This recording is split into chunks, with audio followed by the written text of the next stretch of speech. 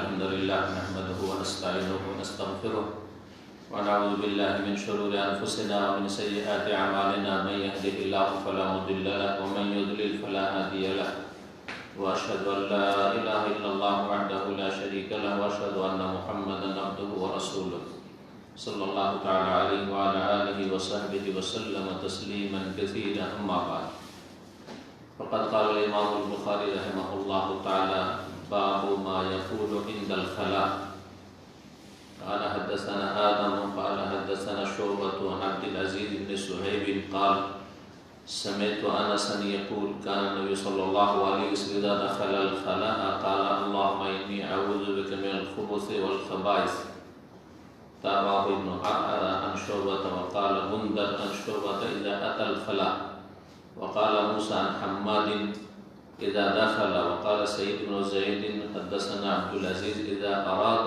أن يدخل মহান আল্লাহ সমস্ত প্রশংসা যে আল্লাহ রাব্বুল আলামিন একক যার কোনো শরীক নেই। সালাত ও সালাম নাযিল হবে মুহাম্মদ রাসূলুল্লাহ সাল্লাল্লাহু আলাইহি ওয়াসাল্লামের উপর। আমাদের ধারাবাহিক আলোচনা সহিহুল বুখারী থেকে পর্ব ওযু সম্পর্কে। আজকে পর্ব নম্বর 3, অধ্যায় নম্বর 9 আর হাদিস নম্বর 142, তারিখ 19 রবিউল সানি 1442 হিজরি মোতাবেক 4 ডিসেম্বর 2020। ইমাম বুখারী রাহিমাহুল্লাহ তাআলা বলছেন বাবু মা ইয়াকুলু ইনদাল খালা। এই অধ্যায় হচ্ছে এই বিষয় সম্পর্কে যে পেশাব পায়খানার সময়, খালা মানে নির্জনতা, নির্জনতার সময় মানে শৌচ কার্য পুরা করার জন্য পেশাব অথবা পায়খানা তার জন্য নির্জনে মানুষ যায়, লোকজনের সামনে করে না, লোকজনের কাছাকাছি করে না। সেই জন্য টয়লেটকে বাইতুল খালা বলা হয়, নির্জনতার ঘর, আরবিতে বাইতুল খালা অথবা সংক্ষেপে আল খালা মানে নির্জনে। সেটা নির্জনে টয়লেটের ভিতরে হোক, আবাসিক এলাকাতে, অথবা চোখের আড়ালে হোক, মাঠে, পাহাড়ের আড়ে, কোনো টিলার আড়ে, কোনো গাছপালার আড়ে, কোনো কিছুর আড়ে, দেয়ালের আড়ে, লোকজনের চোখের আড়ালে হলে নির্জনতা কথা। এখান থেকে খালা বলা হয়। খালা মানে শূন্য, খালি, বাংলা আমরা বলি খালি। এখান থেকে খালি শব্দটি কিন্তু আরবি খালি, খালি আছে এখন জায়গায়, খালা থেকে হচ্ছে খালি, খালায় ফুল। এখান থেকে রাসূলুল্লাহ সাল্লাল্লাহু আলাইহি ওয়াসাল্লাম হাদিসে রয়েছে লা ইয়াখলুওয়ান্না রাজুলুম বিইমরাআতিন, কোন পুরুষ যেন কোন মহিলার সাথে নির্জনতা অবলম্বন, নির্জনে না থাকে। আজ নবী বেগানা মহিলার সাথে বা বেগানা পুরুষের সাথে কোন মহিলা নির্জনে যেন কথা না বলে। একা একজন মহিলা একজন পুরুষ না কথা বলবে, কোথাও নির্জন হবে না, সেটা গাড়িতে হোক, বাড়িতে হোক, আর অফিসে হোক, ডাক্তারের চেম্বারে হোক। ডাক্তার আছে আর ওখানে একজন নার্স, মহিলা, লেডি নার্স, অথবা লেডি ডাক্তার আর মেল নার্স, অথবা একজন ডাক্তার আছে পুরুষ আর তার কাছে চেক আপের জন্য শুধু একজন মহিলা যাচ্ছে, জায়েজ না। দরজা বন্ধ করি না, দরজা খুলে হলে ঠিক আছে, লোকজন দেখতে পাচ্ছে বা লোকজন নজরে আসছে। এই হাদিসের অন্তর্ভুক্ত যতগুলি অবস্থা রয়েছে। টিউশন টিচার, হ্যাঁ, মেয়েকে সাথে লেগে মেয়েকে টিউশন পড়তে লাগিয়ে দিয়েছে, একাই। পুরুষের কাছে এমনি মেয়েদের পড়া জায়েজ নয়, এটা আরেকটা বিষয়। আর আরেকটা বিষয় হচ্ছে যে টিউশন পড়াতে আসলো অথবা মাস্টারের বাড়িতে গিয়ে পড়ে অনেক মেয়েরা একে, আর কি না হচ্ছে কোরআন ক্লাস, এমনকি কোরআন ক্লাস মাশাআল্লাহ মসজিদের হুজুর মনে করে, কত পরেজগার মনে করে নিজের মেয়েকে, স্ত্রীকে, হ্যাঁ, কোরআন শিখতে লাগিয়ে দিয়েছে। হ্যাঁ, জায়েজ, নির্জন। এক তো নির্জনতা। 2 নম্বর কথা, যদি কয়েকজন মহিলা হয় তারপরও মহিলা টিচার যেখানে আছে ব্যবস্থা, যদিও নিম্নমানের হোক না কেন, কাজ চলা হোক না কেন, পুরুষ টিচার তখন জায়েজ নাই। এখন নিরুপায় অবস্থা। এই মহিলা রোগীর জন্য মহিলার যদি আপনি পান, কি বলছে, চিকিৎসক পান, ডক্টর পান, তাহলে পুরুষের কাছে জায়েজ না। এরকম অনেক ভাইদেরকে দেখি আমি ক্লিনিকে গিয়ে, অবাক, সেন্টারে আসে, হয়তো একটু কম আসে, অতদিন বুঝেও না হয়তো অনেকে। দিন তো বিশাল জিনিস, দিনে 2-4টা মশলা বুঝেছে, ওই আকিদাটা বুঝেছে, দাঁতের চিকিৎসা করে মহিলা ডাক্তারের কাছে লাইন লাগিয়ে আছে, সাফা মেডিকেল। মহিলা ডাক্তারের কাছে পুরুষ ডাক্তার আছে, বিকল্প আছে। আপনার স্ত্রী যখন চিকিৎসার জন্য যাবেন তখন আপনি মহিলা ডাক্তারের কাছে যাবেন, আপনার জন্য আপনি পুরুষ ডাক্তারের কাছে যাবেন যেখানে বিকল্প আছে। হ্যাঁ, বিকল্প নাই আপনার শহরে, অনেক দূর কষ্ট করে যেতে হবে, তখন জায়েজ হইতে পারে। কোন মহিলা কোন পুরুষের সাথে বা কোন পুরুষ কোন মহিলার সাথে যেন নির্জনতা অবলম্বন না করে, না হলে ইল্লা কানা সালিসুহুমা শাইতান, তৃতীয় সেখানে শয়তান কাজ করবে, জিন শয়তান সেখানে কাজ করবে। পুরুষের মনে শয়তানি ঢুকাবে, অস্ত্র কুমন্ত্রণা দেবে, শয়তানি কথা যাবে, আর মহিলার মনে শয়তানি যাবে। একদিক থেকে ফিতনা হইতে পারে, তখন ধর্ষণের শিকার হইতে পারে, দুই দিকে থেকে ফিতনা হইতে পারে, একে অপরের দিকে আকৃষ্ট হতে পারে, শয়তান লেগে আছে। ভাষা দেখাচ্ছিলাম, মাসলা বলা হলো লা ইয়াখলুওয়ান্না, কেউ যেন নির্জনে না যায় পুরুষ নারীর সাথে, খালি খালি জায়গা হয়। তো খালা, এখান থেকে পেশাব পায়খানা জায়গাকে কি বলা হয়? খালা বলা হয়। সেটা যদি তৈরি করা থাকে তাহলে সেটা বাইতুল খালা। আর মাঠে ঘাটে নির্জনে গেলে তখন খালায় গেছে, তখন তার বাইতুল খালা, বাইত নেই সেখানে। মা ইয়াকুল ইনদাল খালা, নির্জনতার সময় মানে পেশাব পায়খানার সময়, সহজ ভাষায় শৌচ কার্য পুরা করার সময় কি বলবে, এমন কোন দোয়া আছে কিনা, জিকির আছে কিনা? হাদিস ইমাম বুখারী রাহিমাহুল্লাহর উস্তাদ হচ্ছেন আদম বিন আবি আয়াস,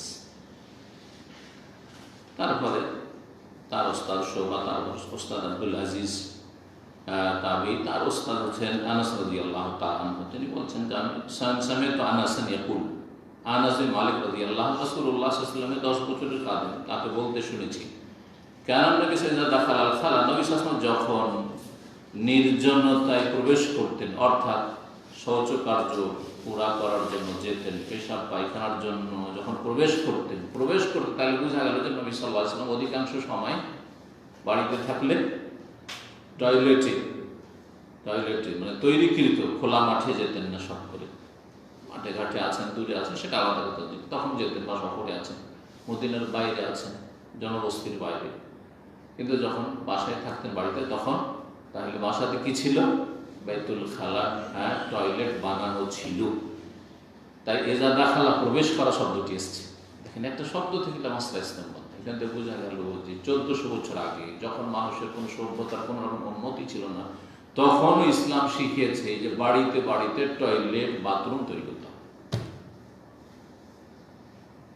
ইসলাম সারা বিশ্বকে সভ্যতা শিখিয়েছে, আদব কায়দা শিখিয়েছে, মানুষের মতো মানুষের বসবাস করতে শিখিয়েছে। অথচ অভাব, এটা ছোট্ট কক্ষ,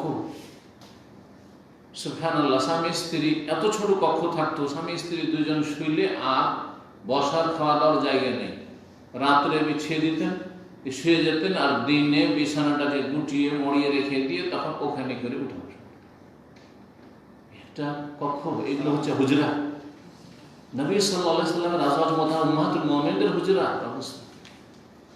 আর আপনার আমার খাই মিটে না, বাড়ি বাড়ি বাড়ি, একতলা, দুইতলা, তিনতলা, পয়সা পয়সা, তারপরে ধার করজ করা, বেঈমানি করা, অবৈধ পথ অবলম্বন করা, পয়সার আসক্তি, আল্লাহ মুক্ত কাজর হাত্তা জরুর মাতা, কবরে পৌঁছে দেওয়া পর্যন্ত, যতক্ষণ মরবেন না ততক্ষণ মন ভরবে না। কত পার্থক্য! আর কিছু দিনদারিতে আজকাল অনেক মানুষ মনে করে যে অনেক দূর মনে পৌঁছে গেছি, অনেক পরিষ্কার হয়ে গেছে। কোথায় আছো তুমি চিন্তা করে দেখো। যখন বাথরুমে প্রবেশ করতেন এই কথাটি আছে, তাহলে প্রবেশ করে বলবেন না করার আগে বলবেন? আগে বলবেন, কারণ প্রবেশ করলে তো নাপাক জায়গায় চলে, সেখানে জিকির আজকার জায়েজ নয়। বাথরুম শুরু করার আগে এবং বাথরুমে প্রবেশ করার আগে, যদি টয়লেটের ভিতরে হয়, মাঠে ঘাটে হয়, তাহলে বসার আগে আর আগে থেকে অনেকে কিন্তু আদব কায়দার খেয়াল কম রাখে, আগে থেকে কাপড় উঠিয়ে নেন। আগে থেকে কাপড় উঠাবেন আপনি, যখন জায়গাটিতে বসতে যাবেন তখন আপনি কাপড় উঠাবেন, তখন কাপড় উঠাবেন। কাপড় উঠিয়ে হাঁটতে শুরু করছেন আর তারপরে বসছেন, না না না, আদবের খেলা। সূক্ষ্ম বিষয়গুলি শেখার প্রয়োজন রয়েছে, অনেকে কিন্তু খেয়াল করেন না।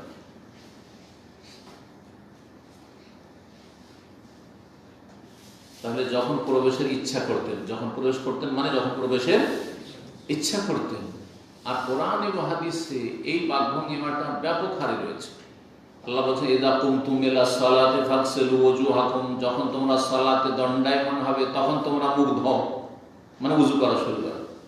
তাহলে এর মানে কি এটা যে যখন সালাতে দাঁড়াইছেন তখন উযু করতে লাগবেন? তো এর মানে হচ্ছে ইযা আরাদতুমুল কিয়ামা ইলা সালাতে, যখন সালাতে দণ্ডায়মানে ইচ্ছুক হবে যে এখন আমাকে সালাত পড়তে হবে, ফরজ অথবা সুন্নত অথবা আমি নফল পড়বো, পড়া ইচ্ছা করেছি, এখন সালাত পড়ার ইচ্ছা হয়েছে, সালাতের জন্য পূর্ব শর্ত হচ্ছে তাহারাত ওযু, সুতরাং ফাগসিলু ওজুহাকুম, এখন তুমি ওযুর কাজগুলি সারো, তারপরে তুমি সালাত শুরু করো। এইরকম এখানে ইযা দাখালা মানে আরাদা দুখুল আল খালা, ইযা দাখালা কালা কি দোয়া বলতেন? আল্লাহুম্মা ইন্নী আউযু বিকা মিনাল খুবুসি ওয়াল খাবাইস, হে আল্লাহ, ইন্নী নিশ্চয়ই আমি, আউযু বিকা তোমার আশ্রয় গ্রহণ করছি বা তোমার নিকট আশ্রয় নিচ্ছি, তুমি আশ্রয় দাও আমাকে। ইস্তিআযাকে বলা আশ্রয় কামনা করা বা আশ্রয় গ্রহণ করা। মিনাল খুবুসি ওয়াল খাবাইস, খুবুস খাবিসের বহুবচন আর খাবাইস খাবিসাতুল বহুবচন। মিনাল খুবুস পুরুষ নিকৃষ্ট জিন থেকে বা জিনের অনিষ্ট থেকে, আর নারী নিকৃষ্ট জিন যেগুলো ক্ষতি করে মানুষের দিন দুনিয়া, সেগুলো সব নিকৃষ্ট। জিনদের মধ্যে দুই জাতি আছে, মুমিন আর কাফের, সৎ আর অসৎ। যেমন মুসলিম বা মানব জাতির ভিতরে দুই রকম আছে, মুসলিম কাফের, সৎ অসৎ, তাই না? এমনকি মুসলিম সমাজে নেক অসৎ, ভালো মানুষ খারাপ মানুষ।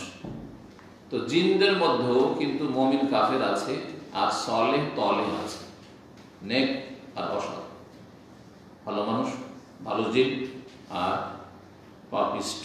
তো পাপিষ্টগুলো মানুষের ক্ষতি করে থাকে। কিছু শক্তি তাদেরকে এমন দেওয়া হয়েছে যে শক্তিগুলো মানুষের কাছে তারা আমাদেরকে দেখতে পায়, তারা এমনভাবে ক্ষতি করে দেবে যে আমরা টের পাবো না। মানুষ ক্ষতি করতে আসলে প্রতিরোধ করতে পারবে, মারামারি করতে পারবেন, তাকে ঘায়ল করতে পারবেন, কিন্তু জিন করতে পারছেন না। অন্য তরিকা আমাদেরকে শেখানো হয়েছে জিন থেকে আত্মরক্ষার জন্য দোয়া, জিকির, আজকার, যেগুলো সুরক্ষাকারী বিষয়, তাহসিনাত, সকাল সন্ধ্যার জিকির, ফরজ সালাতের পরে জিকির, বিভিন্ন সময়ে যে বাড়িতে ঢোকা বের হওয়ার, গাড়িতে চড়া নামার কোনো জায়গায়, এই যে জিকির আজকারগুলি যদি দৈনন্দিন নিয়মিত জিকির আজকারগুলি পালন করেন, আর মাঝে মধ্যেই যখন আপনি ভয় পাবেন অথবা আশঙ্কা করবেন যে কোন ক্ষতি হতে পারে, তখন আল্লাহর কাছে আশ্রয় কামনা করলেন, তাহলে তখন জিন আপনার কাছে আমার কাছে অসহায় হয়ে যায়, কোনো ক্ষমতা তার চলবে না। অন্যদিক থেকে ক্ষমতা বেশি থাকলে আমাদের কাছে আবার সুবহানাল্লাহ, আল্লাহর উপর এই ক্ষমতা দিয়ে রেখেছেন। এটা শুধু মুমিন মুসলিমরা হাসিল করতে পারে, কাফের পারে না। মুসলিম সমাজের যারা গুনাহগার তারা পারে না। শয়তানের আধিপত্য তাদের উপর কায়েম হয়ে আছে, শয়তান তাদের উপর ছেয়ে আছে, বিস্তার লাভ করে আছে। কিন্তু নেক মানুষ তো মানুষ শয়তান, জিন শয়তানের দুশমন, জিন শয়তানের কঠিন দুশমন। আমাদের কাছে তাওহীদ আছে, দুশমন। আমাদের কাছে সুন্নাত আছে, দুশমন জিন। আমরা ভালো কাজ করি, শয়তানের আনুগত্য করি না, দুশমন। ক্ষমতা চললে কত যে ক্ষতি করার চেষ্টা করতো, ক্ষতি করতো, কিন্তু ক্ষমতা চলে না, অসহায় হয়ে যায়। সুতরাং এই জিকির আজকারগুলি সুরক্ষাকারী যেসব নিয়মিত দোয়া জিকির রয়েছে আপনি পালন করুন। ফজরের সালাত পড়েছেন, চিন্তা নেই, মান সাল্লাল্লাহু সুবহানাহু ফি জিম্মাতিল্লাহ, আল্লাহ হেফাজতে, এটা একটা তদবির। শয়তান আপনার কাছে সে সুযোগ পাবে না। যাই হোক, আশ্রয় কামনা করছে রাসূলুল্লাহ সাল্লাল্লাহু আলাইহি ওয়াসাল্লাম, আল্লাহুম্মা ইন্নী আউযু বিকা, হে আল্লাহ আমি তোমার আশ্রয় গ্রহণ করছি, মিনাল খুবুসি, খুবুস মানে কি বললাম? পুরুষ জিন থেকে, মানে পুরুষ জিনের অনিষ্ট থেকে। ওয়াল খাবাইস নারী জিনের অনিষ্ট থেকে। এটা হচ্ছে প্রসিদ্ধ অর্থ, এটা হচ্ছে প্রসিদ্ধ অর্থ যে খবস পুরুষ জিন আর খাবাইস হচ্ছে নারী জিন। এখান থেকে জানতে পারলাম যে জিনদের মধ্যে নর আর নারী বা লিঙ্গ আছে, লিঙ্গ আছে। এটাই হচ্ছে পার্থক্য। এটা একটা পার্থক্য জিনের ফেরেশতার সাথে, জিনের ফেরেশতার সাথে। কিন্তু মানুষের সাথে এখানে আবার মিল। মানুষের মধ্যে নর নারী আছে, জিনদের মধ্যে নর নারী আছে, কিন্তু ফেরেশতায় লা ইউযাক্কারু ওয়া লা ইউআন্নাস। ফেরেশতার সঙ্গে বলা হয়েছে যে তার নর নারী লিঙ্গ থাকে, কোনো লিঙ্গ। পক্ষান্তরে জিন দেখা যায় না, জিনকে মানুষ দেখতে পায় না, আর ফেরেশতা মালায়েকাকেও দেখতে পায় না। এখানে ফেরেশতার সাথে জিনের মিল আছে, ঠিক না? মানুষের সাথে মিল নেই। মানুষকে দেখা যায়, মানুষ আনা সামনে দেখা, মানুষকে দেখা যায় এই জন্য মানুষ, অর্থাৎ মানুষ মানুষের সংস্পর্শে আসতে চায়। মানুষ সভ্য হয়ে একে অপরের পাশাপাশি বসবাস করতে চায়। একা মানুষ বাস করতে পারে, পাগল হয়ে মরে যাবে। আপনাকে আমাকে যে কোনো ভালো সুস্থ মানুষকে যদি একা কোথাও ফেলে রেখে দাও, যে কোনো মানুষের সাথে দেখা হয় না বছরকে বছর, হয় মরে যাবে না হয় পাগল হয়ে যাবে। কিন্তু মানুষের সাথে, আর বিশেষ করে যার সাথে তাড়াতাড়ি মিল হইতে পারে বিভিন্নভাবে, হঠাৎ করে আপনি ইউরোপে আছেন আর একটা দেখছেন যে দেখে বাংলাদেশি লাগছে বা বাংলা ভাষী লাগছে, দৌড় দিয়ে ছুটে যাবেন না, যাবেন না? হ্যাঁ, একজন মুসলিম কাফের দেশে কোনো মুসলিম খুঁজে পাওয়া যাবে। হ্যাঁ, তরকারিতে লবণ দেওয়ার জন্য যে লবণ লাগে ওই রকমও খুঁজে পাওয়া যায় না, এমন দেশে চলে গেছে, আল্লাহ না করে যেতে হয়। সেখানে যদি একটা লোককে দেখে যে একটু দেখে মুসলিম মুসলিম লাগছে, একটু সালাম শুনলাম, ইনশাল্লাহ শুনলাম, অথবা দাঁড়িয়ে আছে, মনে কত কৌতূহল জাগবে যে সাথে দেখা করি, সাথে কথা বলি। যে উনস, মানুষকে এই জন্য বলা হয় উনস, মহব্বত, ভালোবাসা মানুষের মধ্যে রয়েছে। জঙ্গলি পশুকে ওয়াস বলা হয় এর বিপরীত, কারণ জঙ্গলি পশু একটা অপরটাকে দেখে দিলের টান পালাবে, মানুষকে দেখলে একবার ছুটবে পালাবে। ওয়াহ ওয়াস, তার তো অবশ হয়েছে, কাছে আসতে চাইবে, পোষ মানতে চাইবে। তো জিনের আর ফেরেশতার এখানে কি আছে, মিল আছে, দেখা যায় না এই দিক থেকে।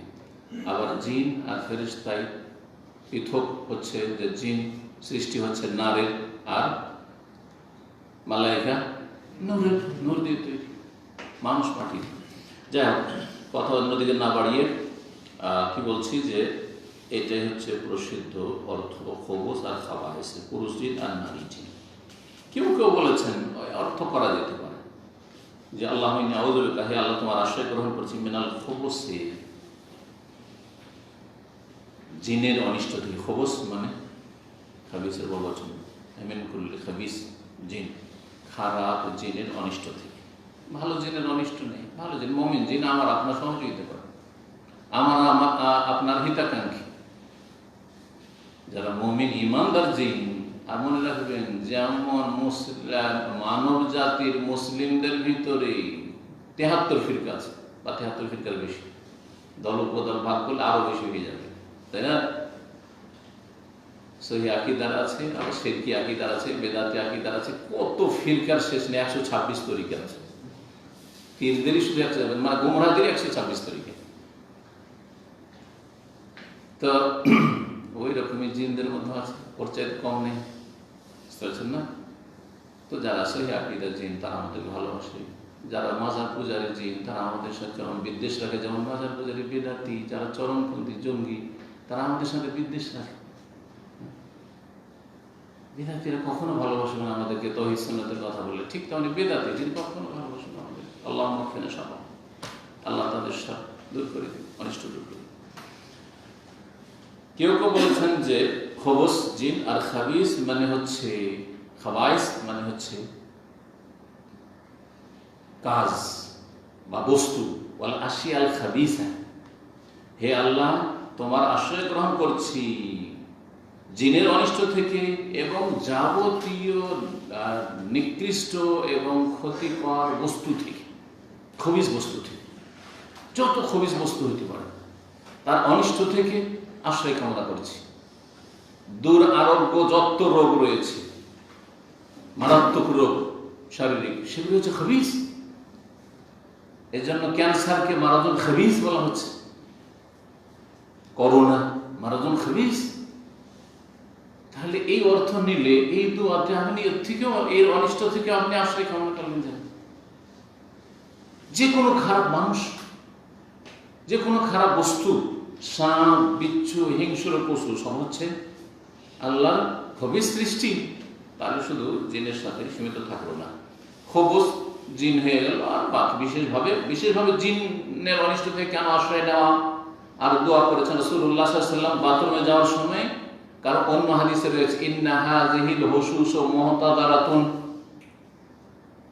এই যে টয়লেটগুলি রয়েছে, পায়খানা বাথরুমগুলি রয়েছে, এখানে শয়তানের উপস্থিতি থাকে। মুহতাদারাতুন তাহদুরু শায়াতিন, শয়তান সবসময় থাকে। যত নোংরা জায়গা, ময়লা আবর্জনার জায়গা, সেখানে শয়তান আছে। বাইরেও যেখানে ময়লা আবর্জনা পড়ে আছে, দুর্গন্ধ ছড়াচ্ছে, সেখানে শয়তান আছে। ওইরকম জায়গায় গেলে আপনি শয়তান থেকে পানা চেয়ে নেন। আল্লাহ আউযু বিল্লাহি মিনাশ শাইতানির রাজিম, আউযু বিল্লাহিস সামিউল আলিম মিনাশ শাইতানির মিন হামজিহি ওয়া নাফখিহি ওয়া নাফসিহি, আউযু বিকালিমাতিল্লাহি তাম্মাতি মিন শাররি খারাপ জায়গায় গেছে।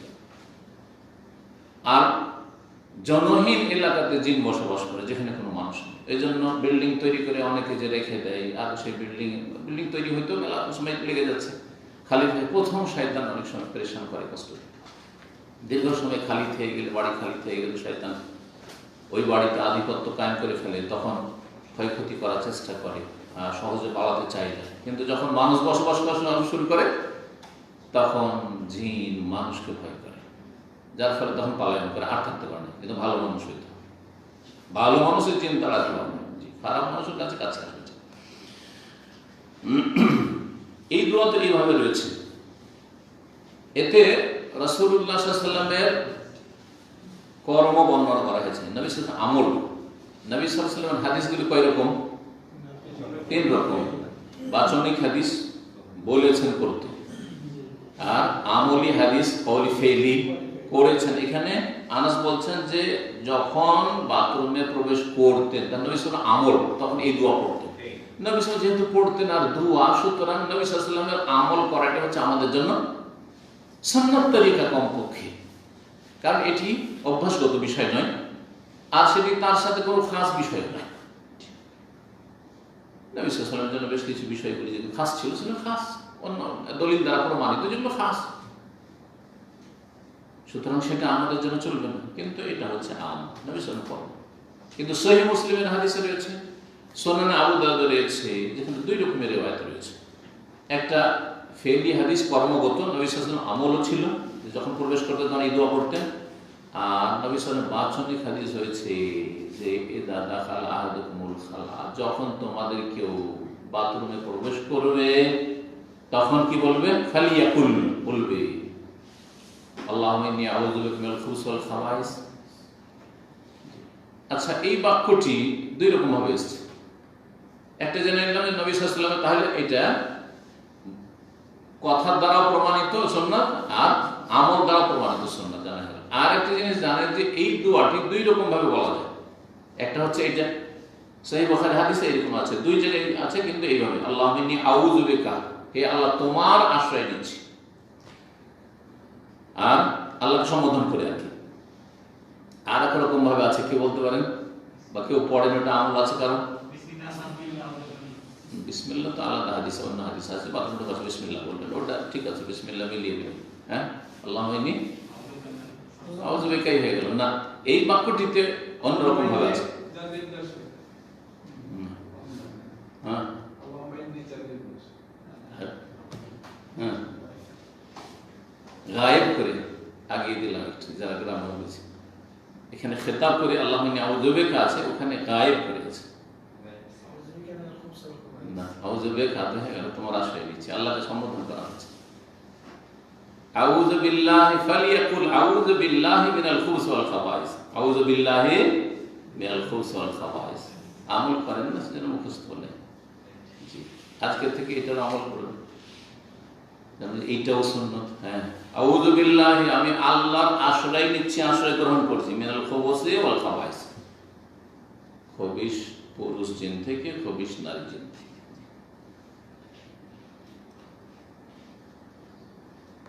তারপরে বড় একজন মুহাদ্দিস ইমাম বুখারী রাহিমাহুল্লাহ ওস্তাদের ওস্তাদ ইমাম শুআবা রাহমাতুল্লাহ আলাইহি, তিনি বলছেন তার রিওয়ায়াতে, ইযা আতাল খালা, যখন বাথরুমে আসতেন, আগমন করতেন, আতা শব্দটি এসেছে আগমন করার কথা, আর ওখানে আছে দাখালা, প্রবেশ করা, তাহলে শব্দের পার্থক্য হয়ে গেল, দুই রকম হলো।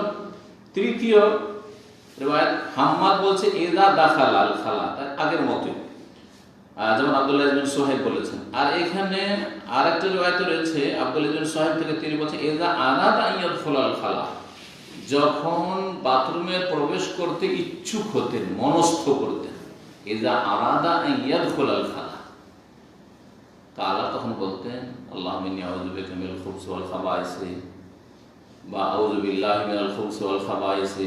বুঝতে পারছেন? এই যে বাক্যগুলি নিয়ে এসেছেন তিন রকম, হ্যাঁ, ইযা আতাল খালা, ইযা দাখালাল খালা, আর ইযা আরাদা আন ইয়াদখুলাল খালা। কেন নিয়ে আসলেন? এমনি এমনি বেকার নিয়ে আসলেন, কি ফায়দা?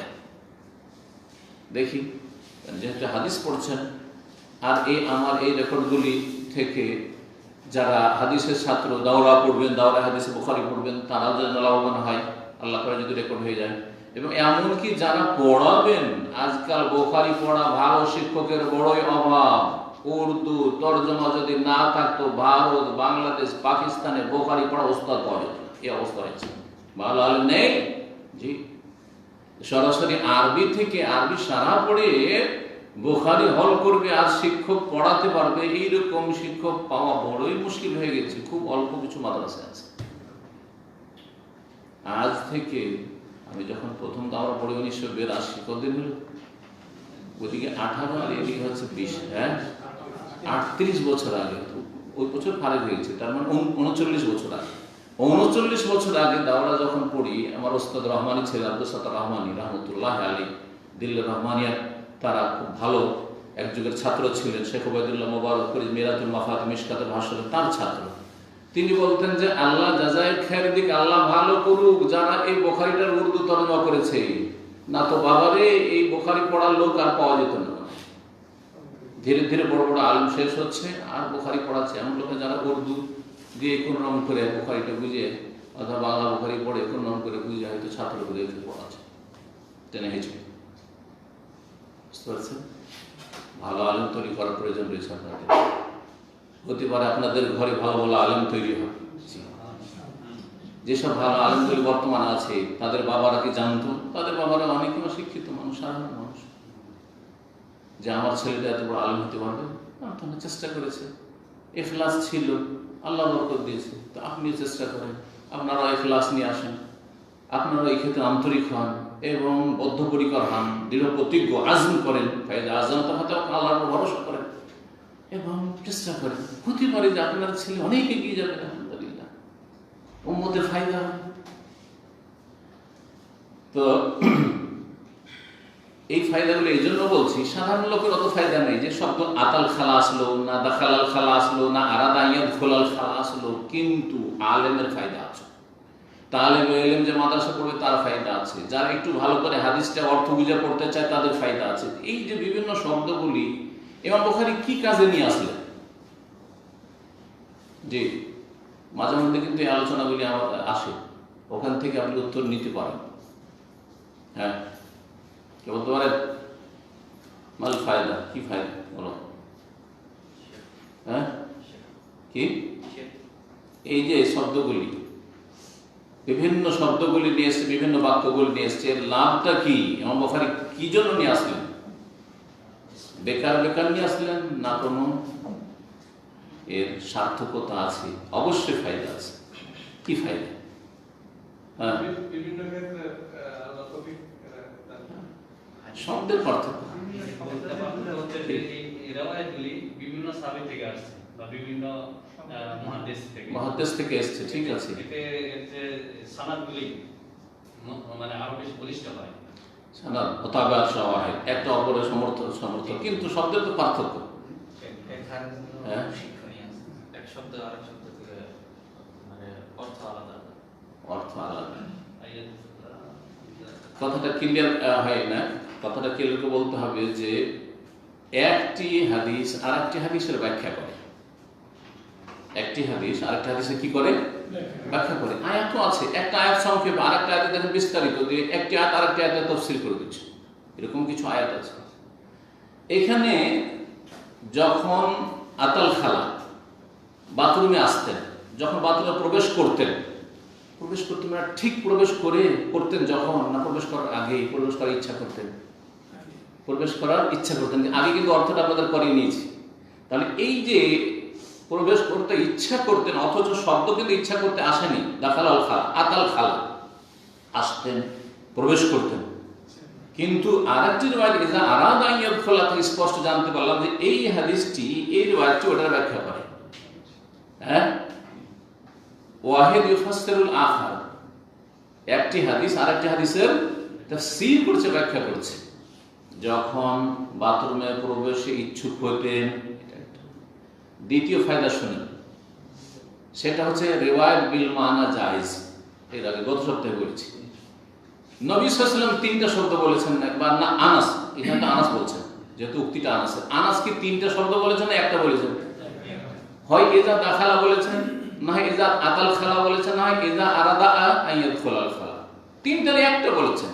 এই একটা কথা বলতে গিয়ে তিন রকম করে তিনি অবশ্যই বলেননি। তা তিন রকম হইল কি করে? তার ছাত্র বা তার ছাত্রর ছাত্র, তার ছাত্র ছাত্র, ইমাম বুখারী ওস্তাদ বা ওস্তাদের ওস্তাদ, কেউ যে কয়েকজন ওস্তাদ এক একজন এক এক রকম করে বর্ণনা করেছেন। তার মানে কথাটা, ভাবটা মুখস্থ রেখেছেন, কি বলতে চাইছেন। শব্দটা হুবহু বলা বাধ্যতামূলক নয় মুহাদ্দিসিনদের কাছে, যার ফলে অর্থটা প্রকাশ করেছেন, ভাবটা প্রকাশ করেছেন। দাখালাল খালা বললেও যে ভাবটা প্রকাশ পায়, আতাল খালা আসলেন, ঢুকলেন, অথবা প্রবেশ করতে চাইলেন, ঢুকতে ইচ্ছা করলেন, কথা কিন্তু ঘুরে ফিরে একই, ঠিক না? রিওয়ায়াত বিল মানা যে করেছেন মুহাদ্দিসিনে কেরামগণ, আর এটার বৈধতা আছে, এটা জায়েজ আছে, এই কথা প্রমাণ করার জন্য। জি,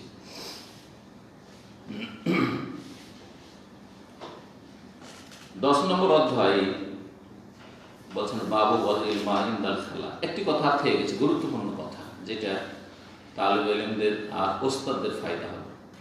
অধ্যায় আমাদের চলছে, চ্যাপ্টার বা পর্ব কিসের চলছে? উযু। আর এই অধ্যায় হচ্ছে কিসের? হ্যাঁ, বাথরুমে যাওয়ার দুয়ার। তো উযুর অধ্যায় বাথরুমের দুয়ার, বাথরুম এজা মা ইয়াকুল ইনদাল খালা, বাথরুমে যাওয়ার সময় কি দোয়া পড়বে, এটা কেন আসলো? কি সম্পর্ক হলো?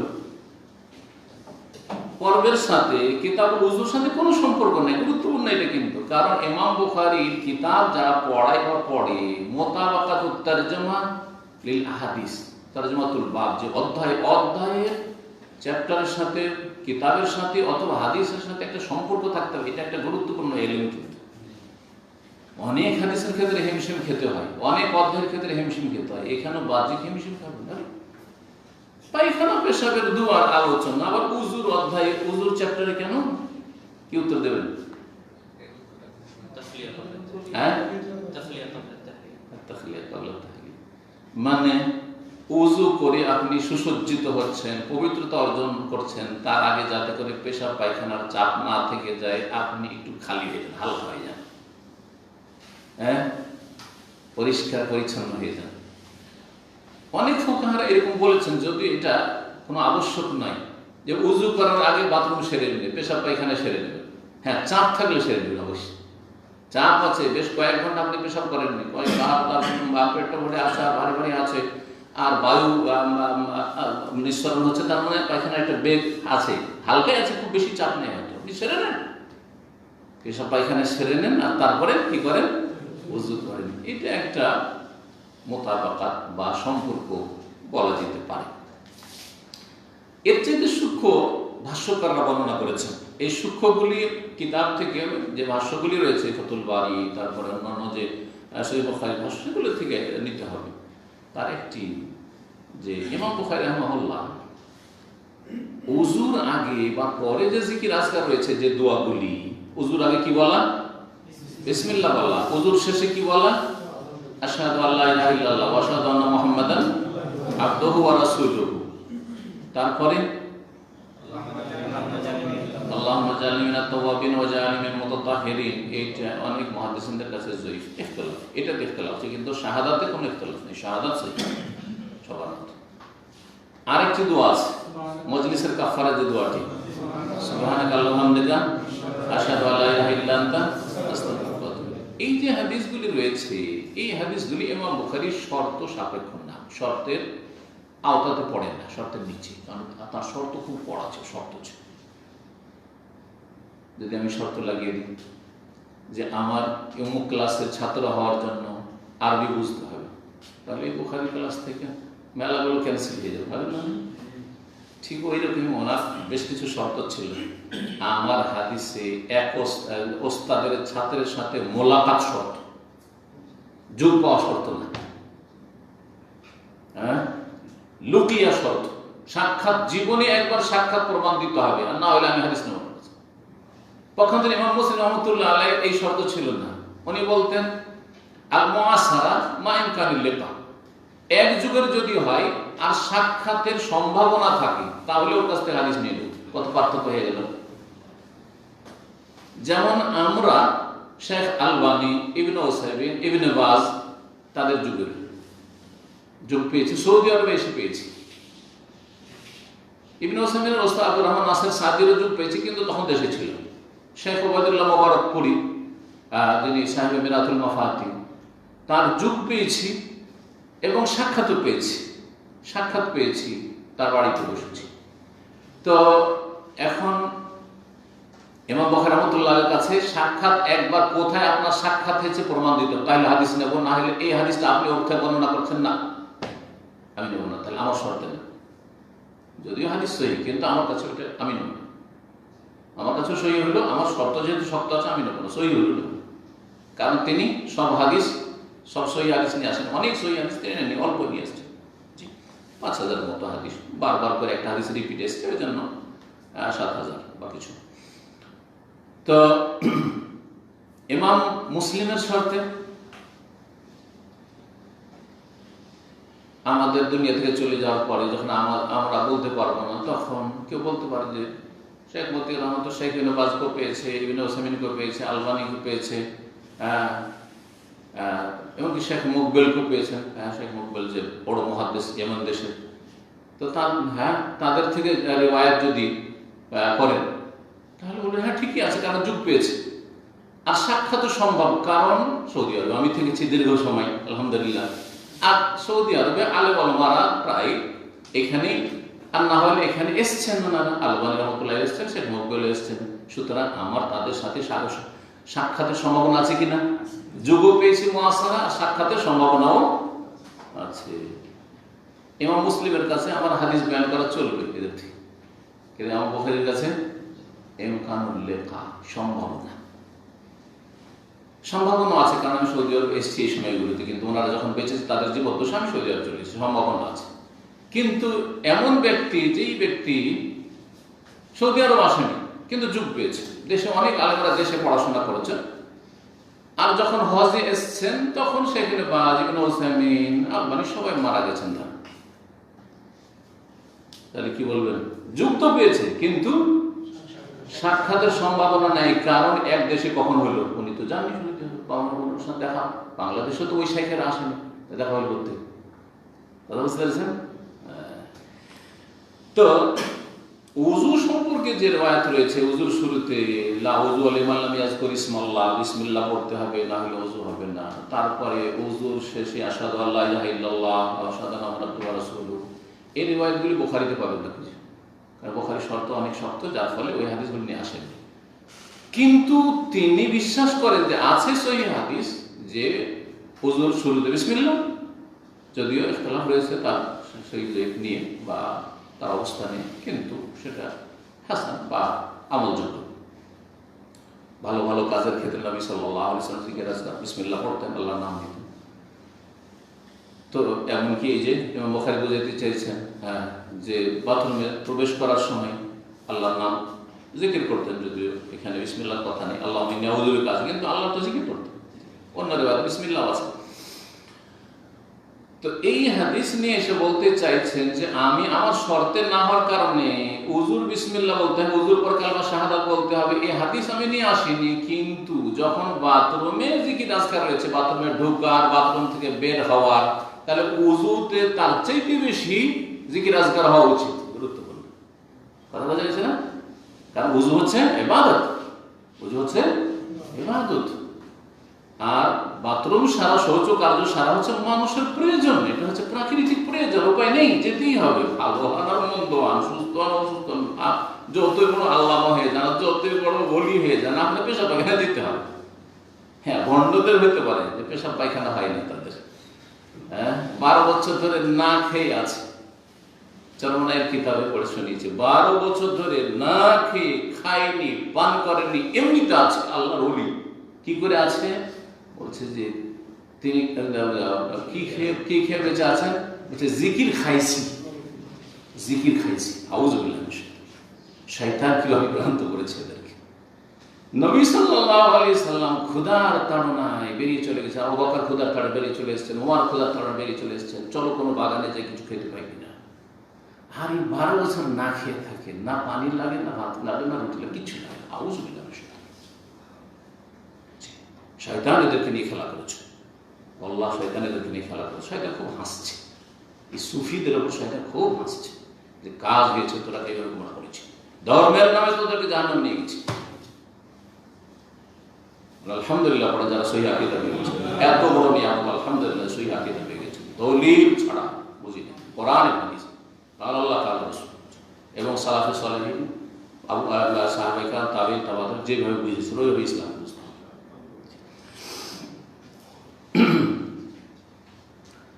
তাহলে বুখারীতে আমরা পেলাম বাথরুমে প্রবেশ করার দোয়া, বাথরুম থেকে বের হওয়ার দোয়া কি? গোফরানাকা। জি, কিন্তু সহিহ বুখারীতে নেই। সহিহ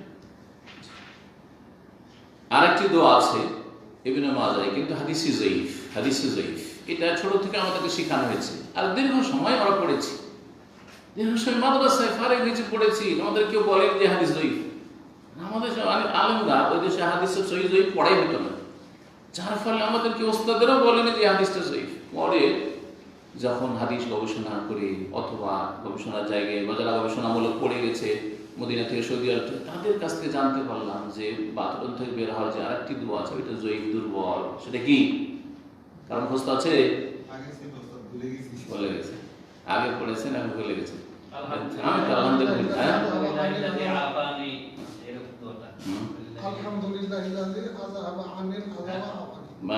আল্লাহ আলহামদুলিল্লাহিল্লাযী আযহাবা আন্নিল আযা ওয়া আফানি। অর্থ খুব সুন্দর, কিন্তু হাদিস যেহেতু দুর্বল, সুতরাং আমল করবেন না। কি বলবেন? গোফরানাকা। গোফরানাকা ছোট্ট দোয়া, আপনার মন লাগে না, আরে কি রে এত সুন্দর বড় দোয়া বাদ দিয়ে ছোট্ট গোফরানাকা। কিন্তু গোফরানাকাতে যে কত কি চেয়ে ফেললেন। গোফরানাকা মানে আসআলু গোফরানাকা, আল্লাহ তোমার কাছে ক্ষমা চাই।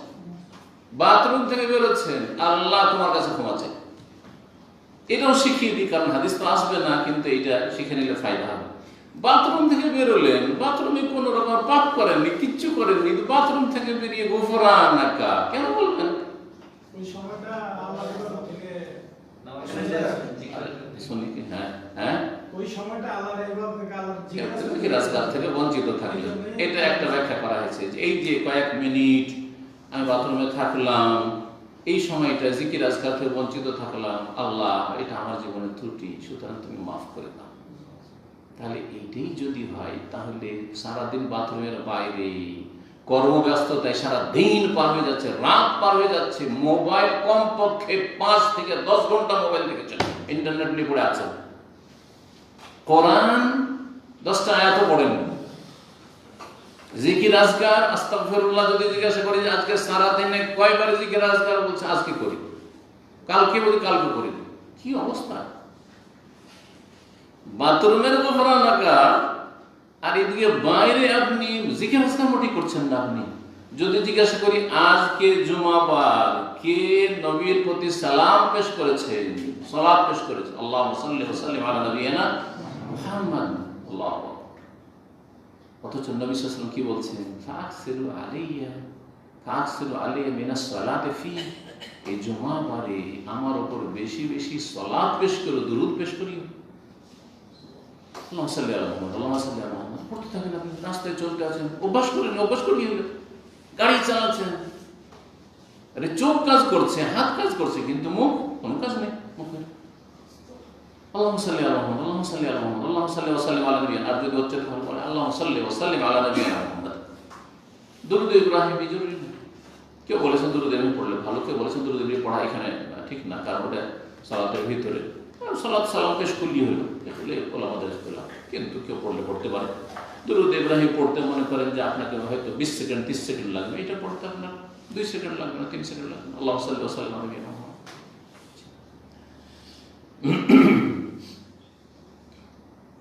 আরেকটি ব্যাখ্যা বলা হয়েছে যে বাথরুম থেকে বেরিয়ে গোফরানাকা কেন বলবো, এটা বেশি শক্তিশালী এই রহস্যটা। কিছুক্ষণ জিকির আজকার করতে পাইনি, সেই জন্য আল্লাহর কাছে ক্ষমা চাচ্ছি, আল্লাহ আমার এই সময়টা নষ্ট গেল, তোমার জিকির আজকার থেকে আমার জবান বঞ্চিত থাকলো, আমার অঙ্গপত্র বঞ্চিত থাকলো। গোফরানাকা এটা একটা ব্যাখ্যা। আর একটা হচ্ছে যে পেশাব পায়খানা যে এতক্ষণ লেগেছি, এটা থেকে আমি একটু স্বস্তি ও নিরাপদ হাসিল করলাম, এই জন্য আল্লাহ একটু প্রশান্তি। তো মাফ করবেন বলবো, তাই আল্লাহ তোমার শুকরিয়া। হ্যাঁ, আল্লাহুম্মা ইন্নী আশকুরুকা শিখেছেন, আল্লাহ তোমার শুকরিয়া আদায় করছি যে পেটটা খালাস হলো, ঠিক না? কিন্তু শুকরিয়া না করে গোফরানাকা কেন? কোন রাজার গল্প শুনেছিলাম যে রাজাকে বলছে পায়খানা লেগেছে। আচ্ছা, এখন আপনার এই পায়খানার ব্যবস্থা করে দেওয়া, পায়খানা করার, আপনি হ্যাঁ এর বিনিময়ে কি দেবেন? আপনি যদি আপনাকে না দেয় পায়খানা করতে, নিরুপায়, এখন পড়ে যাচ্ছেন পায়খানার চাপ, অর্ধেক রাজত্ব দেবে, পুরা রাজত্ব মানে পুরাই দেবে, জানটা বাঁচাবে, পুরা রাজত্ব দিয়ে দেবো, জান বাঁচলি হইলাম। করবে না করবে না বলেন দেখি? আল্লাহ না করে আপনার আমার কারো যদি কোনো ভাইয়ের পরিস্থিতি এরকম হয়ে যায়, ভালো মানুষের আল্লাহ এরকম না করে, পায়খানা বন্ধ হয়ে যায় না, অনেকে পয়সা বন্ধ হয়ে যায় না, অপারেশন করার জন্য ছোটে না, অপারেশন বলছে 5 লাখ টাকা লাগবে, ঋণ কর্জা করে জমি জায়গা বিক্রি করে শুধু পেশাবটা ক্লিয়ার করার জন্য, পায়খানা ক্লিয়ার করার জন্য অপারেশন করে 5 লাখ টাকা 10 লাখ টাকা দিয়ে চলে আসেন। দেন না? কত লোক দিয়ে আসছে। আল্লাহু আকবার। তাহলে আপনি যে বাথরুমে গেলেন আর আরামসে পেশাবটা হয়ে গেল, আরামসে পায়খানা ক্লিয়ার হয়ে গেল, পেটটা হালকা হয়ে গেল, কত বড় আল্লাহর নিয়ামত, কত বড় আল্লাহর নিয়ামত চিন্তা করেন। অথচ এই নিয়ামতটাকে আমরা নিয়ামত কোনো সময় চিন্তাই করি না, যে পেশাব করে এলাম এটা আল্লাহর নিয়ামত, পায়খানা করে এলাম আলহামদুলিল্লাহ ক্লিয়ার হয়ে গেল। বহু লোকের পেশাব পায়খানা ক্লিয়ার হয় না, হাসপাতালে শাহীদ। আল্লাহু আকবার। আল্লাহ এর কত যে শুকরিয়া আদায় করা উচিত। আল্লাহ আমার পেশাব পায়খানা হয়ে গেল, তোমার শুকরিয়া যতটা করা উচিত করতে পারছি না, সুতরাং গোফরানাকা, আল্লাহ তুমি আমাকে মাফ করে দাও। এটা বুঝতে পারলেন? আল্লাহ তোমার কত বড় নিয়ামত হয় পেলাম পেশাব পায়খানা ক্লিয়ার হওয়ার মাধ্যমে। আল্লাহ এর শুকরিয়া আদায় করে জীবনে শেষ করতে পারবো না, একবার পেশাব পায়খানা ক্লিয়ার হওয়ার। সুতরাং তুমি গোফরানাকা, মাফ করে দাও, তোমার কাছে ক্ষমা চাইছি, ত্রুটি হইলে বা ত্রুটি হচ্ছে তোমার যথাযথ হক আদায় করতে পারো, আল্লাহ তুমি মাফ করে দাও।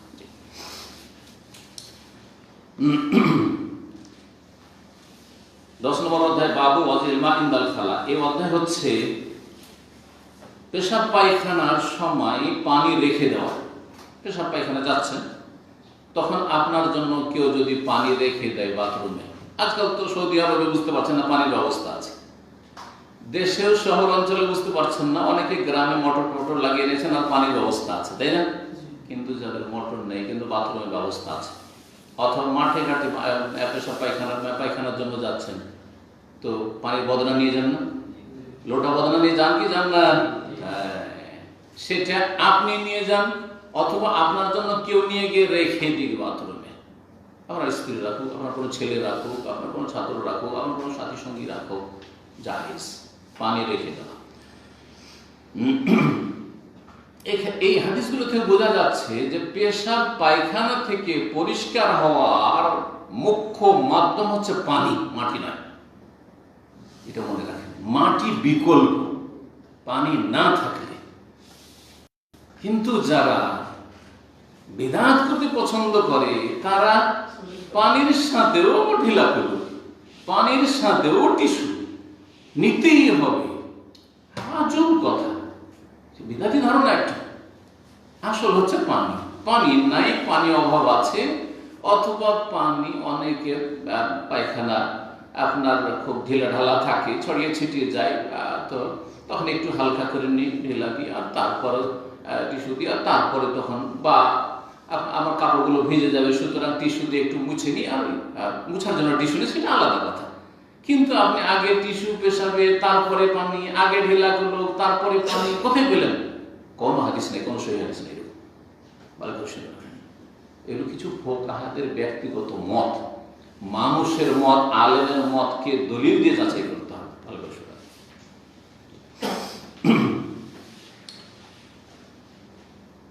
ইবনে আব্বাস রাদিয়াল্লাহু তাআলা আনহু থেকে বর্ণিত, তিনি বলছেন আন্নাল্লাহু দাখালাল খান, নবী সাল্লাল্লাহু আলাইহি ওয়াসাল্লাম শৌচকার্যে প্রবেশ করলেন, বাথরুমে প্রবেশ করলেন।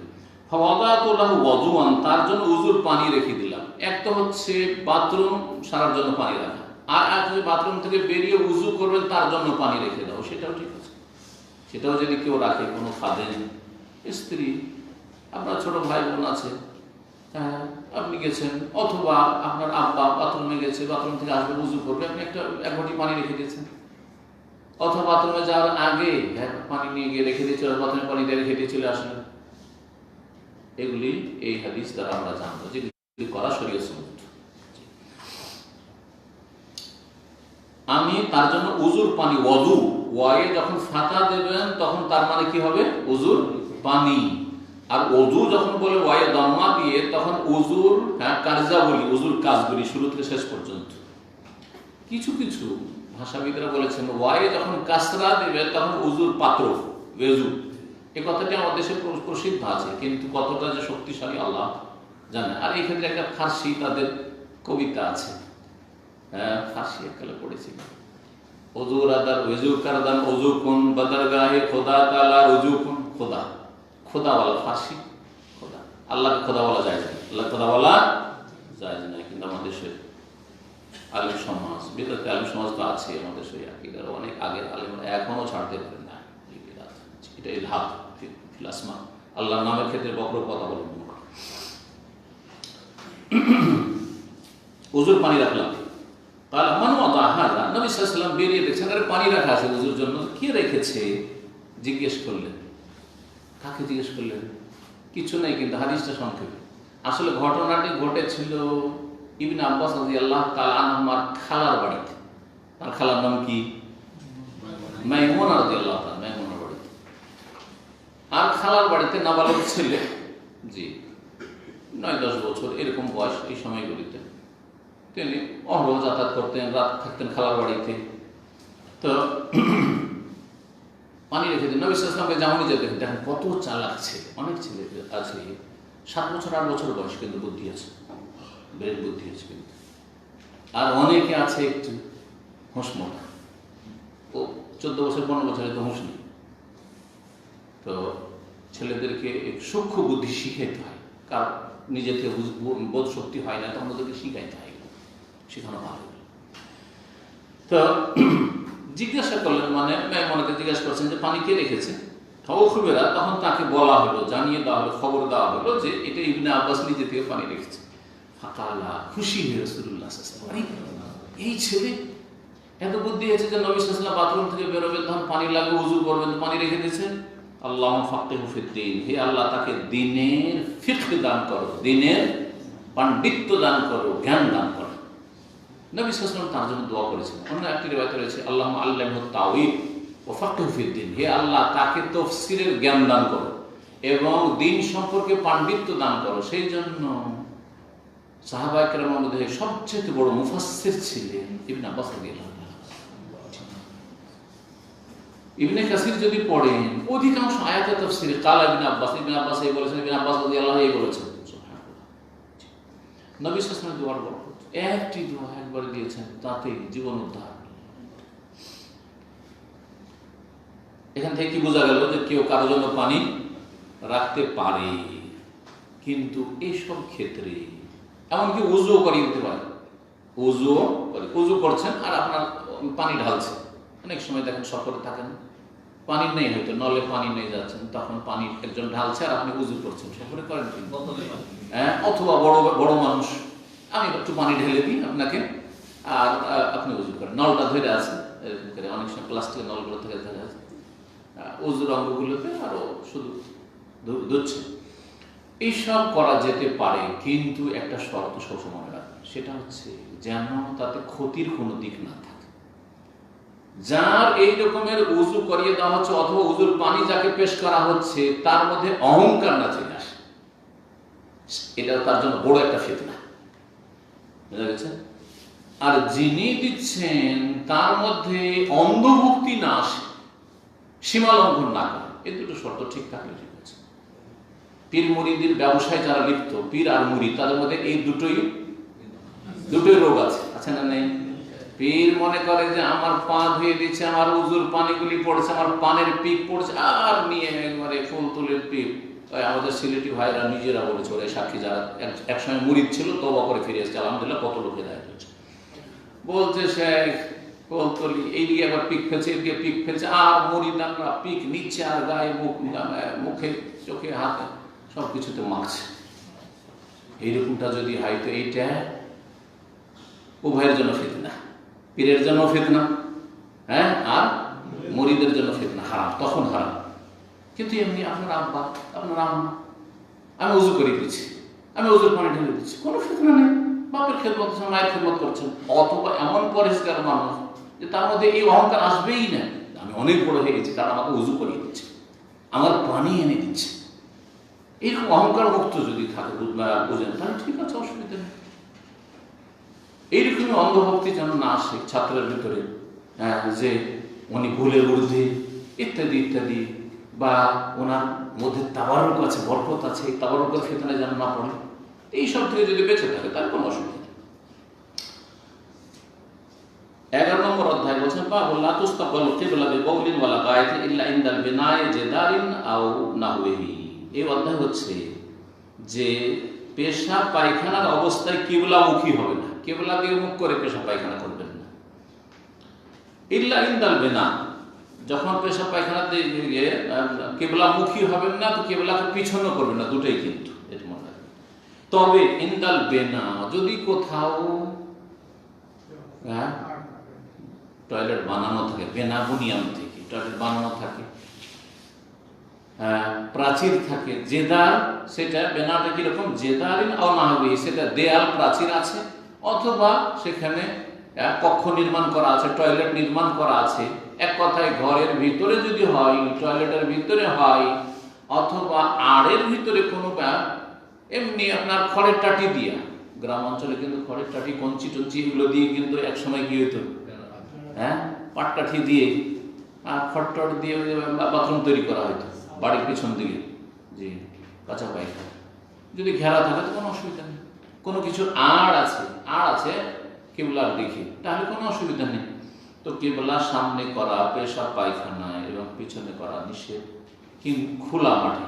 এবং ওখানে তাহলে কি বলতে চাইছেন এখান থেকে অধ্যায় থেকে, যে খোলা মাঠে নিষেধ, খোলা জায়গায় নিষেধ, সেটা কাবার কাছাকাছি হোক অথবা সারা পৃথিবীর যে কোনো জায়গায় পৃথিবীতে হোক, যে কোনো দেশে হোক না কেন, খোলা মাঠে যদি হয় তাহলে বেআদবিটা স্পষ্ট, যে আপনি কিবলাকে সামনে করে বা কিবলাকে পিছনে কারণে পেশাব পায়খানা ছাড়ছেন, সুতরাং সেটা জায়েজ নয়। পক্ষান্তরে ঘরের ভিতরে যখন, তখন বেআদবিটা অত স্পষ্ট নয়, এবং এই ক্ষেত্রে জায়েজ হওয়ার দলিল যেহেতু আছে, সেজন্য ইমাম বুখারী রাহিমাহুল্লাহ এই মাঝামাঝি মতটাতে গেছেন। বিষয়টিতে ইখতিলাফ রয়েছে, বিষয়টিতে কয়েকটি মত রয়েছে। এখন হাদিস দেখি। হাদিস আবু আইয়ুব আনসারী রাদিয়াল্লাহু তাআলা আনহু বর্ণিত, প্রসিদ্ধ সাহাবী, তিনি বলছেন, কারা রাসূলুল্লাহ বলেন, ইযা আতা আহাদুকুমুল গায়তা, তোমাদের কোন ব্যক্তি যখন পায়খানায় প্রবেশ করবে, বাথরুমে, গায়েত বলা হয় নিচু জায়গাকে। আর আরবরা ওই 1400 বছর আগে নিচু জায়গায় দেখতো, নিচু জায়গাতে বসলে অন্য দিক থেকে কেউ দেখতে পাবে না, অন্য দিক থেকে আড় হয়ে যাবে, তখন আর দেখতে পাবে না। তো আল গায়েত মানে আল মাকানুল মুনখাফিজ মিনাল আরদ, নিচু স্থান। এখান থেকে শব্দটি প্রথম দিকে এরকম মানুষ যেত খোলা জায়গাতে হইলে, আর সেখান থেকে বানানো টয়লেটকে গায়েত বলা হয়। পেশাব পায়খানা সারার জন্য যে কোনো জায়গায় যান, সেটা টয়লেটের ভিতরে হোক অথবা এমনি খোলা মাঠে সমতল জায়গায়, নিচু জায়গায় না সমতল জায়গায়, কিন্তু একটু গাছপালার আড় আছে, বন জঙ্গল আছে, বাঁশের ঝাড় আছে অথবা কোনো প্রাচীর আছে, যে কোনো একটা আড় আছে, তো কোনো অসুবিধা নেই, লোকজনের নজর না আসলেই হইল। যখন তোমাদের কেউ পায়খানায় আসবে ফালা ইস্তাকবিল কিবলাতা, তো কিবলা সামনে করবে না, ওয়ালা ইউয়াল্লিহা যাহরাহু, আর পিঠটাও কিবলার দিকে করবে না, মানে পেছনেও করবে না, কিবলাকে পেছনেও করবে না। অন্য রিওয়ায়াতে রয়েছে ফালা তাস্তাকবিলুল কিবলাতা বিগায়াতিন ওয়ালা তাস্তাকবিরুহা, তোমরা পিছনেও করিও না। ওয়ালাকিন শাররিকু ওয়া গাররিবু, অন্য রিওয়ায়াতে তবে পূর্ব পশ্চিম কর। এখানে রয়েছে যে শাররিকু আও গাররিবু, হয় পূর্ব দিকে মুখ করে বসো, না হয় পশ্চিম দিকে মুখ করে বসো। কেমন কথা! দাম্মাম থেকে এই হাদিস বোঝা যাবে না, আর ইন্ডিয়া বাংলাদেশ থেকেও এই হাদিস বোঝা যাবে না। দাম্মামে যদি পূর্ব পশ্চিম হয়ে বসেন তো কিবলা কোন দিকে পড়বে? বুঝেন না? এদিক পশ্চিম, ঠিক না? এদিক পূর্ব, তো পূর্ব দিকে যদি মুখ করেন তো কিবলা পেছন দিকে হয়ে যাবে, আর যদি পশ্চিম দিকে মুখ করেন, গাররিবু করেন, তাহলে কিবলা সামনের দিকে হয়ে যাবে, ঠিক কিনা? তাহলে এই হাদিসের ব্যাখ্যা দাম্মামে বোঝা মুশকিল, মানে এখানে এটা প্র্যাকটিক্যাল চলবে না। বুঝে নেন আপনি থিওরিক্যাল, কিন্তু এটা এইভাবে মানে এখানে আমল করা যাবে না, ভারতে বাংলাদেশে আমল করা যাবে না, ইউরোপ পশ্চিম আফ্রিকাতে আমল করা যাবে না, কারণ ইউরোপ আফ্রিকা পশ্চিম দিকে পড়ছে কাবা থেকে, আর তারপরে বাংলাদেশ, ভারত, চীন, এগুলি মালয়েশিয়া, এগুলো পূর্ব দিকে পড়ছে। সুতরাং তাদেরকে কি করতে হবে? উত্তর দক্ষিণ হয়ে বসতে হবে, উত্তর দক্ষিণ হয়ে বসতে হবে। উত্তর দিকে মুখ করেন, দক্ষিণ দিকে পেছন হলো, বা দক্ষিণ দিকে মুখ করেন তো উত্তর দিকে, দক্ষিণ দিকে মুখ করলে উত্তর দিকে হবে, এইরকম করতে হবে। তো এই হাদিসে রাসূলুল্লাহ বলছেন তোমরা শাররিকু আও গাররিবু, পূর্ব পশ্চিম হয়ে বসো। কেন বললেন? কোথা থেকে বলেছেন কথাটি? মদিনায় বলেছেন। হাদিসটা কোথায় বলেছেন? মদিনা। মদিনা মক্কা থেকে কোন দিকে? উত্তর দিকে, উত্তর দিকে। তাহলে মদিনায় বসে পশ্চিম পূর্ব হয়ে যদি বাথরুম সারা যায় তাহলে পশ্চিম পূর্ব, তাহলে কাবা কোন দিকে থেকে গেল? দক্ষিণে, যেহেতু দক্ষিণ দিকে, বাম দিকে থেকে গেল। বুঝা গেছে না? তাহলে কাবাকে সামনে করলেন না আপনি, বাইতুল মুকাদ্দাস ডান দিকে থেকে গেল, বাইতুল মুকাদ্দাস ফিলিস্তিনে, তাহলে বাইতুল মুকাদ্দাস সামনে পেছনে হলো না, আর এদিকে হলো না, আপনি পশ্চিম পূর্ব হয়ে মদিনায় বসবেন। তাহলে উত্তর দিকে যতগুলি দেশ আছে, উত্তর দিকে যতগুলি দেশ আছে, উত্তর দিকে সিরিয়া, প্যালেস্টাইন, উত্তর দিকে আপনার আরো যত দেশ, তুরস্ক, রাশিয়া, যতগুলি উত্তর দিকে দেশ আছে, সেসব দেশ থেকে আপনি মদিনার এই হাদিস আমল করে পশ্চিম পূর্ব হয়ে বসবেন, পশ্চিম পূর্ব হয়ে বসবেন। দক্ষিণ দিকে, দক্ষিণ দিকে বেশি দেশ নেই, মক্কার দক্ষিণ দিকে শুধু একটাই দেশ, ইয়ামান শুধু, তারপরে তো ভারত মহাসাগর। তো ইয়ামানের লোকেরা কি করবে? পশ্চিম পূর্ব হয়ে বসবে, তাহলে তাদের ডান দিকে তখন কাবা হয়ে যাবে, তাদের উত্তরে। এইভাবে তো রাসূলুল্লাহ সাল্লাল্লাহু আলাইহি ওয়াসাল্লাম এটা মদিনাবাসী এবং মদিনাবাসীদের মতো দিকে যারা অবস্থানরত তাদের ক্ষেত্রে বলেছেন পূর্ব পশ্চিম হয়ে তোমরা বসো। এই মাসআলাটিতে কয়েকটি মত রয়েছে। একটি মত হচ্ছে যে এই হুকুমটি রহিত হয়ে গেছে, সুতরাং পূর্ব পশ্চিম না, কিবলা সামনে করে বসতে পারবে, পিছনে করে বসতে পারবে, ভুল। দ্বিতীয় নম্বর মত হচ্ছে যে কিবলা সামনে করা যাবে না কিন্তু পিছনে করা যাবে, সেটাও দুর্বল মত। তৃতীয় মত হচ্ছে ঘরে হলে কিবলা সামনে পিছনে করা যাবে, কোনো অসুবিধা নেই, আর বাইরে হইলে, খোলা মাঠে হলে করা যাবে না, কিবলা সামনে পিছনে করা যাবে না। এই মতটি ইমাম শাফি রাহমাতুল্লাহের মত, এই মতটি অধিকাংশ আহলে হাদিস ওলামাদের মত, মুহাদ্দিসিনদের মত। এই মতটি হচ্ছে ইমাম বুখারী রাহিমাহুল্লাহর মত। এইজন্য ইমাম বুখারী রাহিমাহুল্লাহ বলছেন যে ইল্লা ইনদাল বিনাই, যে দেয়াল টেয়াল থাকলে অসুবিধা নেই কিবলা সামনে পিছনে করা। বুঝা গেছে? দলিলগুলি কয়েকবার করে আসবে। ইবনে ওমর রাদিয়াল্লাহু তাআলা আনহু হাদিস, রাসূলুল্লাহ সাল্লাল্লাহু আলাইহি ওয়াসাল্লাম হাফসা রাদিয়াল্লাহু তাআলা আনহা, যে ইবনে ওমরের বোন, তার বাড়িতে কিবলা সামনে করে বাথরুমের ভিতরে শৌচ কার্য সেরেছেন। তাহলে বোঝা গেল যে ঘরের ভিতরে যদি হয় তাহলে কিবলামুখী হয়ে যদি বাথরুম টয়লেট তৈরি থাকে কোনো অসুবিধা নেই। অনেকে কিন্তু আমাকে জিজ্ঞেস করতে আসে যে এখানে আমরা যেখানে ভাড়া নিয়েছি বাসায় থাকি সেখানে বাথরুমগুলি তৈরি আছে কিবলামুখী হয়ে, আমার তো নিরুপায়, কারণ ওইভাবে তৈরি আছে, তো উল্টো দিকে তো আর বসা যাচ্ছে না। জায়েজ কিসের ভিত্তিতে তৈরি হয়েছে? নাজায়েজ তৈরি করেছে এই ফতোয়ার ভিত্তিতে, যে আলমা ইকরাম বলেছেন আর যে জায়েজ ঘরের ভিতরে জায়েজ, কিন্তু বাইরে খোলা জায়গায় জায়েজ নেই। চতুর্থ মত হচ্ছে যে কিবলার সামনেও করা জায়েজ নাই, পিছনেও জায়েজ নাই, ঘরেও জায়েজ নাই, বাইরেও জায়েজ নাই। এটি হচ্ছে ইমাম আবু হানিফা রাহিমাহুল্লাহর মত। এটি হচ্ছে ইমাম আবু হানিফা রাহিমাহুল্লাহর মত। এটিতে অধিক সতর্কতা আছে অবশ্য। যদি আপনি বাড়ি বানাতে গিয়ে পারেন তো আপনি টয়লেটটা কিবলামুখী করে বানাবেন না, কিবলামুখী করে বানাবেন না। এই মতটি ইমাম আবু হানিফা রাহিমাহুল্লাহর সাথে আহলে হাদিস বড় অনেক আলেমগণ এটাকে প্রাধান্য দিয়েছেন। যেমন শেখ ওবায়দুল্লাহ মুবারক রহমতুল্লাহ আলাইহি মিরাতুল মাফাতিতে এটিকে শক্তিশালী করেছে এবং এটিতে অধিক সতর্কতা এহতিয়াত আছে, সাবধানতা অবলম্বন আছে। যদিও ঘরের ভিতরে, কারণ বিনা কাজে আমি কেন কিবলামুখী হয়ে বসবো, কিবলামুখী করে আমি কেন টয়লেট তৈরি করবো, কিন্তু যখন ভাড়া বাসায় আছে নিরুপায় তখন জায়েজ ইনশাআল্লাহ, কোনো অসুবিধা নেই।